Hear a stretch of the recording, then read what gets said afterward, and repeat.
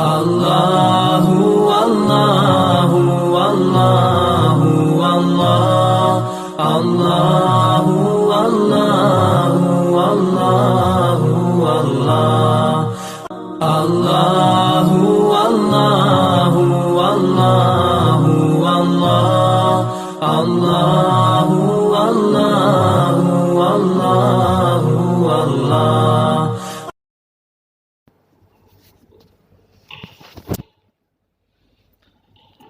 إن الحمد لله نحمده ونستعينه ونستغفره ونؤمن به ونتوكل عليه ونعوذ بالله من شرور أنفسنا ومن سيئات أعمالنا من يهد الله فلا مضل له ومن يضلله فلا هادي له ونشهد أن لا إله إلا الله وحده لا شريك له ونشهد أن سيدنا ومولانا محمدا عبده ورسوله صلى الله عليه وعلى آله وأصحابه وأزواجه وذرياته وأهل بيته أجمعين وبارك وسلم تسليما كثيرا كثيرا أما بعد فأعوذ بالله من الشيطان الرجيم بسم الله الرحمن الرحيم وما أرسلناك إلا كافة للناس بشيرا ونذيرا صدق الله العظيم. عن أبي هريرة رضي الله تعالى عنه أن رسول الله صلى الله عليه وسلم قال فضلت على الأنبياء بست أعطيت جوامع الكلم ونصرت بالرعب إلى آخر أو كما قال صلى الله تعالى عليه وسلم رواه مشکات. محترم بزرگوں، بھائیوں، دوستوں،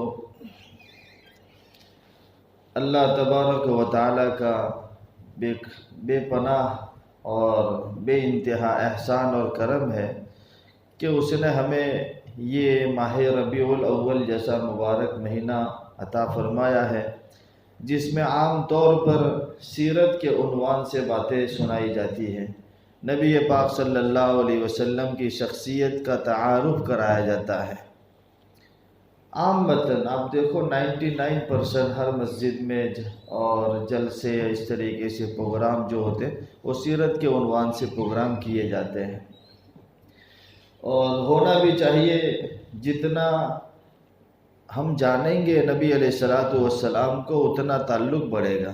سنیں گے نہیں، جانیں گے نہیں تو ہم کیسے دوسروں کو بتا سکتے ہیں کہ ہمارے نبی علیہ الصلوۃ والسلام کس درجے کے پیغمبر تھے؟ یہ ضروری ہے، ہر مومن کے ایمان کو بڑھانے والی چیز ہے۔ کمالات تو بے شمار اللہ پاک نے آپ کو عطا فرمائے ہیں جس کو ہم یہاں نہیں سمجھ سکتے ہیں۔ سنتے ہیں اور دل میں احترام اور تعظیم، عظمت پیدا ہوتی ہے، لیکن جب حقیقی نگاہوں سے ہم دیکھیں گے قیامت کے دن تو ہمیں پتہ چلے گا کہ نبی پاک صلی اللہ علیہ وسلم کا درجہ کتنا اونچا ہے۔ کتنے شاعروں نے کیسی کیسی باتیں کہی کہ چند جملوں میں آپ کی بہت ساری باتوں کو بیان کر دیا۔ شیخ سعدی رحمۃ اللہ علیہ کا شعر آپ لوگوں نے سنا ہوگا، بلغ العلا بکمالہ کشف الدجا بجمالہ حسنت جمیع خصالہ صلوا علیہ وآلہ۔ یہ 4 جملوں میں بہت کچھ کہہ دیا ہے۔ اس شعر کے بنانے والے شیخ سعدی رحمۃ اللہ علیہ کے تعلق سے لکھا ہے کہ حضرت نے 3 مصرے بنائے تھے، 3 جملے بنائے تھے۔ بلغ العلا بکمالہ کشف الدجا بجمالہ حسنت جمیع خصالہ، یہاں تک آپ نے بنایا تھا۔ آگے 4تھا جملہ سیٹ کرنا تھا، اس کے ساتھ لکھنا تھا، لیکن آپ کی سمجھ میں نہیں آ رہی تھی یہ بات کہ کون سے جملے، کون سے الفاظ کا استعمال کریں تو 4 لائن برابر کی بن جائیں۔ پورا مصرع جس کو علماء کی زبان میں رباعی کہا جاتا ہے کہ پورا اچھے طریقے سے سب کے الفاظ برابر میچ ہو جائیں، ایسے الفاظ آپ کے ذہن میں نہیں آ رہے تھے۔ تو لکھا ہے کہ نبی پاک صلی اللہ علیہ وسلم ان کی زیارت ہوئی، نبی پاک صلی اللہ علیہ وسلم کی خواب میں زیارت ہوئی اور آپ نے کہا کہ شیخ سعدی آپ اس کے پیچھے صلو علیہ وآلہ کیوں نہیں لکھ دیتے ہیں؟ یعنی اس طریقے سے 4 جملے تمہارے پورے ہو جائیں گے۔ بلغ العلا بکمالہ کشفت دجا بجمالہ حسنت جمیع خصالہ صلوا علیہ وآلہ۔ بلغ العلا، اونچے درجے کو پہنچے اپنے کمال کے ذریعے سے، اور کشفت دجا بجمالہ، سارے اندھیرے آپ کے جمال اور آپ کی خوبصورتی سے چلے گئے، ختم ہو گئے۔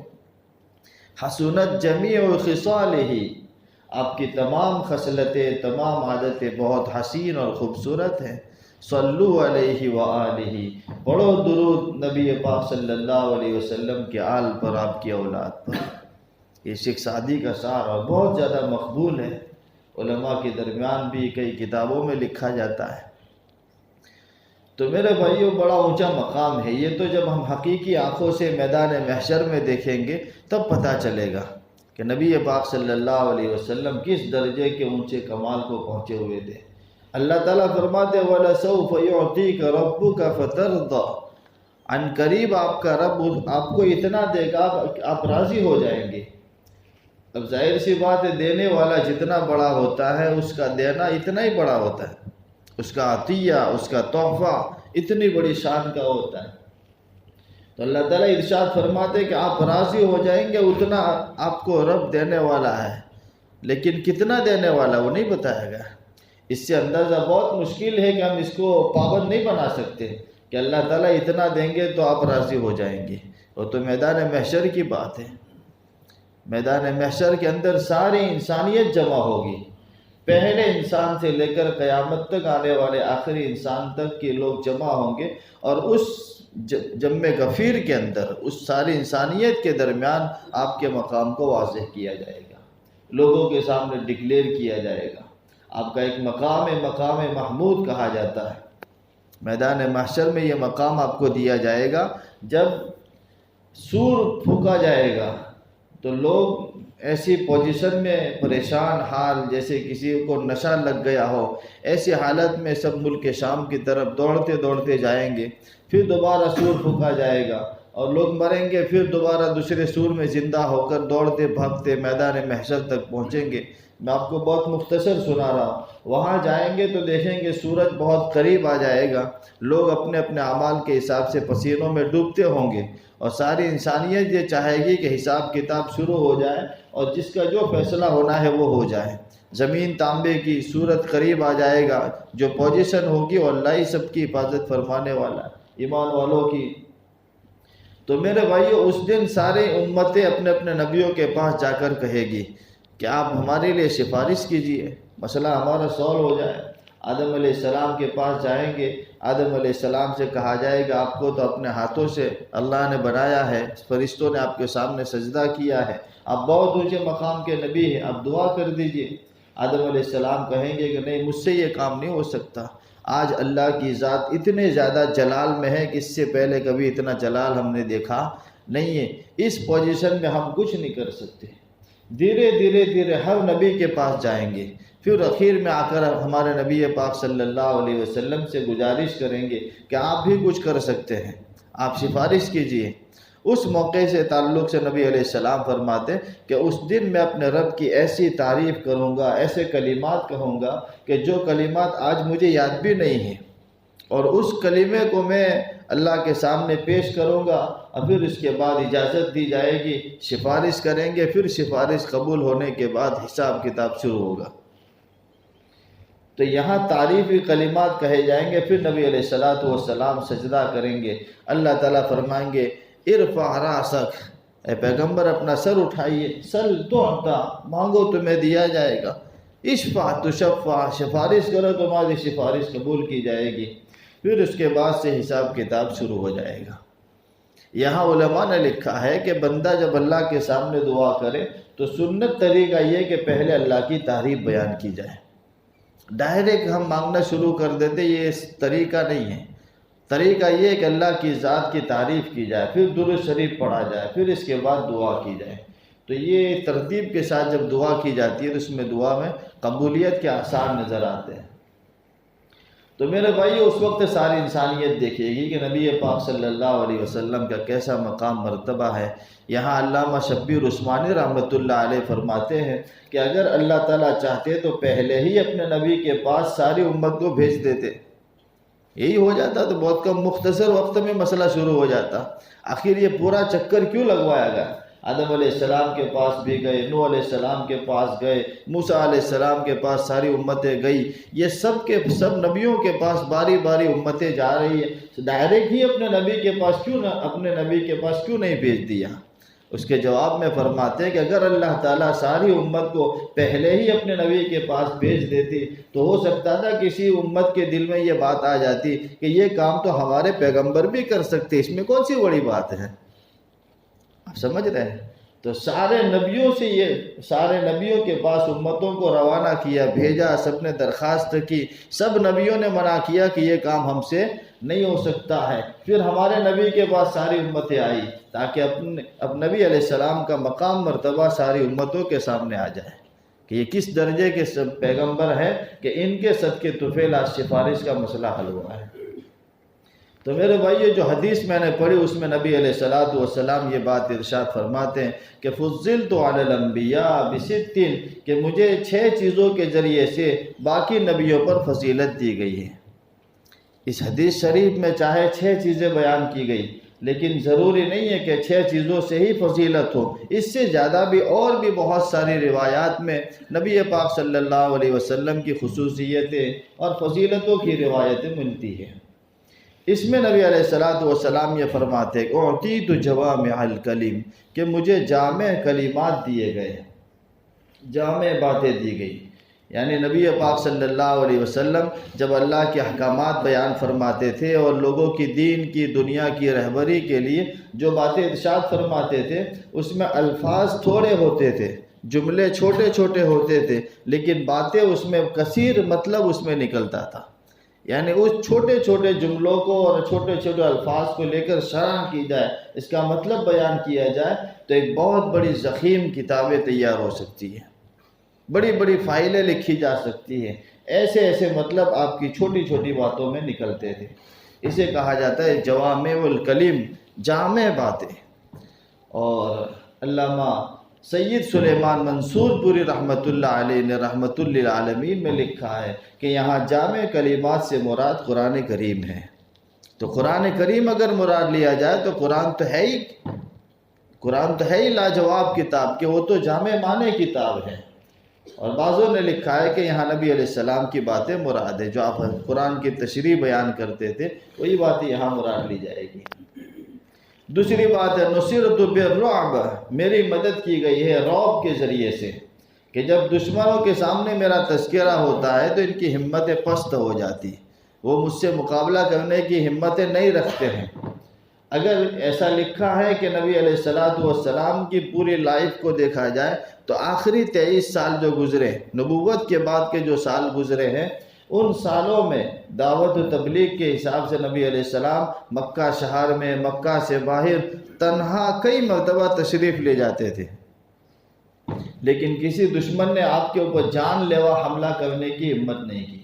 چھوٹی موٹی تکلیفیں پہنچی ہیں اور اس میں بھی حکمتیں لکھی ہیں کہ یہ نبیوں کو جو ستایا گیا، جو تکلیفیں پہنچائی گئی، اس میں امت کے لیے سبق یہ رکھا گیا ہے کہ دین کی باتیں سیکھنے کے لیے، سکھانے کے لیے تمہیں قربانی دینی پڑے گی. اس لیے اپنے پیغمبروں کو تکلیفیں پہنچانا کا سلسلہ اللہ تعالیٰ نے گوارا فرمایا. اور بعض کتاب میں لکھا ہے کہ 1 مہینے کی مسافت تک دشمن دور ہوتے تھے اور وہاں تک بھی نبی علیہ السلام کا رعب پہنچتا تھا، اور وہاں تک جو دشمن ہوتے تھے ان کے دلوں میں بھی آپ کا خوف پیدا ہو جاتا تھا اور ان کی ہمتیں پست ہو جاتی تھی.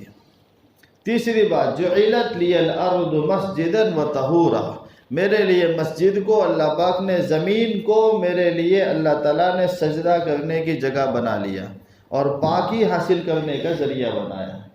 پہلی امتوں میں ایسا ہوتا تھا کہ عبادت کے لیے جو جگہ طے ہوتی تھی وہیں جا کر ہی عبادت کر سکتے تھے، لیکن اس امت کے لیے اللہ پاک نے یہ مسئلہ حل کیا ہے کہ بندہ جہاں کہیں بھی ہو، زمین کے جو بھی حصے پر وہاں موجود ہے، گندگی اور ناپاکی نہیں ہے، وہاں کھڑا ہو کر نماز پڑھے گا، اس کی نماز ہو جائے گی، اس کی عبادت ادا ہو جائے گی.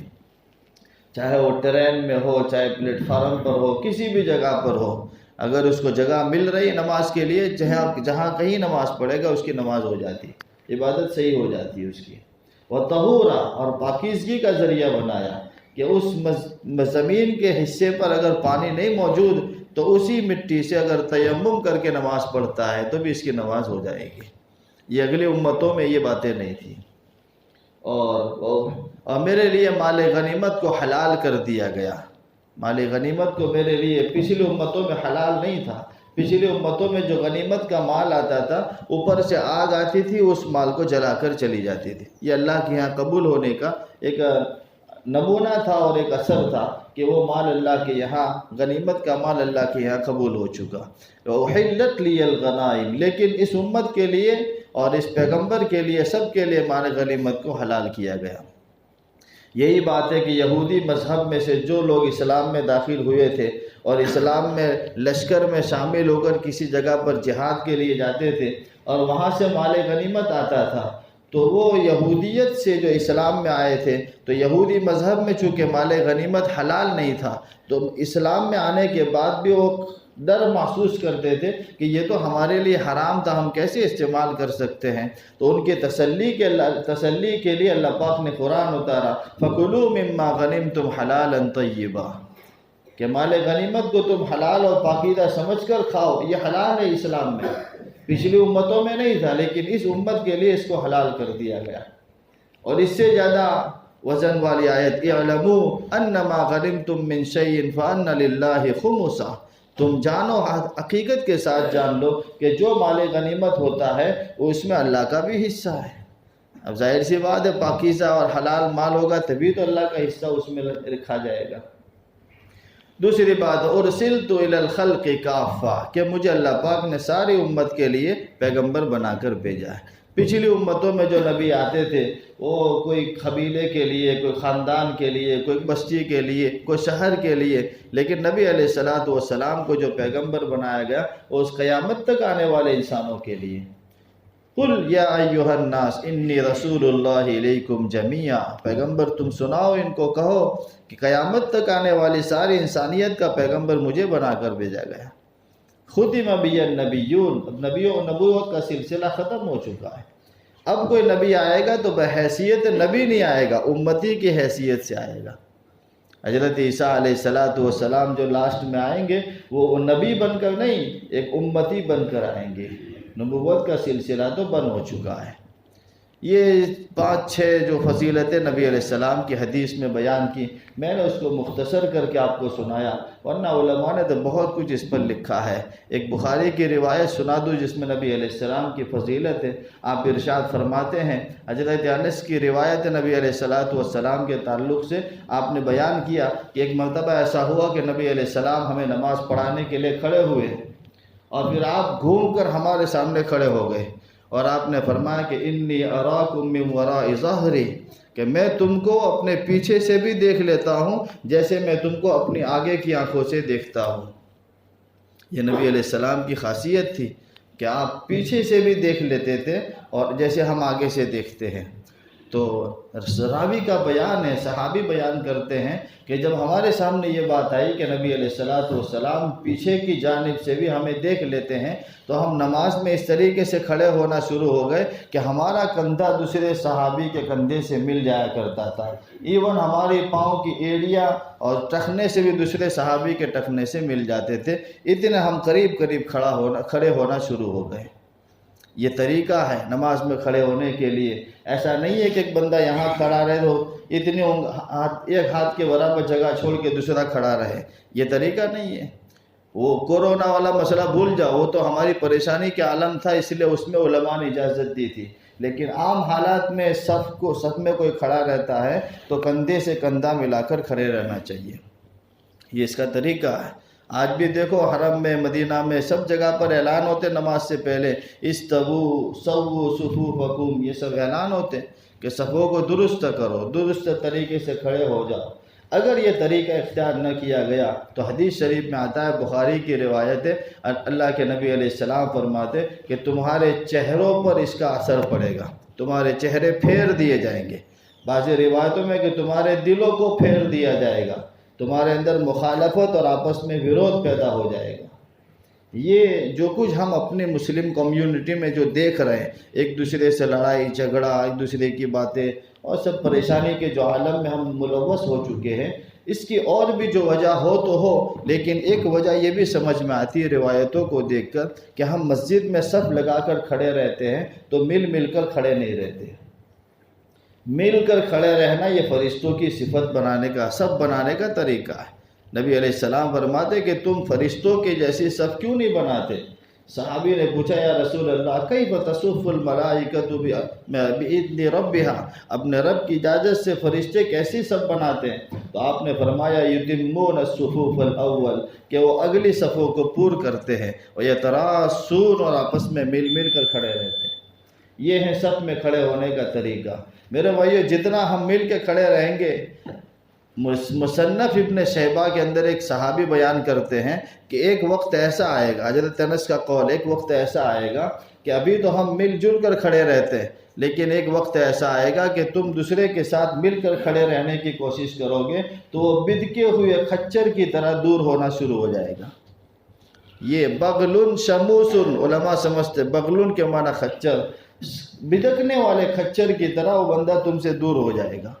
یہ دور آ چکا ہے، اب ہمیں مل کر کھڑا رہنا اچھا نہیں لگتا، ہم دوسرے سے دور کھڑے رہنا پسند کرتے ہیں۔ یہ روایت میں اس سے منع کیا گیا ہے۔ باقاعدہ حضرت عمر رضی اللہ تعالیٰ عنہ ایسے صحابہ کے پیر پر مارا کرتے تھے۔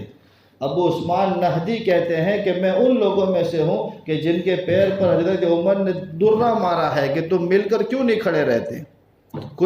میں ان لوگوں فی من ضربت عمر، کہ جس کو حضرت عمر نے مارا ہے تو ان میں بھی تھا کہ میرے پیر پر بھی حضرت عمر نے درہ مارا تھا کہ مل کر کیوں نہیں کھڑے رہتے۔ تو میرے بھائیوں، وقت برا ہو چکا ہے۔ مختصر یہ ہے کہ نبی علیہ السلام صحابہ کو پیچھے سے بھی دیکھ لیتے تھے جیسے ہم آگے سے دیکھتے ہیں۔ اس کے ضمن میں یہ مسئلہ میں نے بیان کر دیا کہ ہم صف میں کھڑے رہیں تو بالکل مل جل کر کھڑے رہیں۔ دور کھڑے رہیں گے ہمارے دل میں مخالفت پیدا ہوگی، چہروں میں کیا عجیب اللہ کی قدرت ظاہر ہو سکتی ہے، حقیقت بھی واقع ہو سکتی ہے۔ اسی لیے مل جل کر کھڑے رہنا چاہیے، بیچ میں جگہ نہیں رکھنی چاہیے۔ اللہ عمل کی توفیق نصیب فرمائے۔ سنت باقی سنتیں پڑھ لیں۔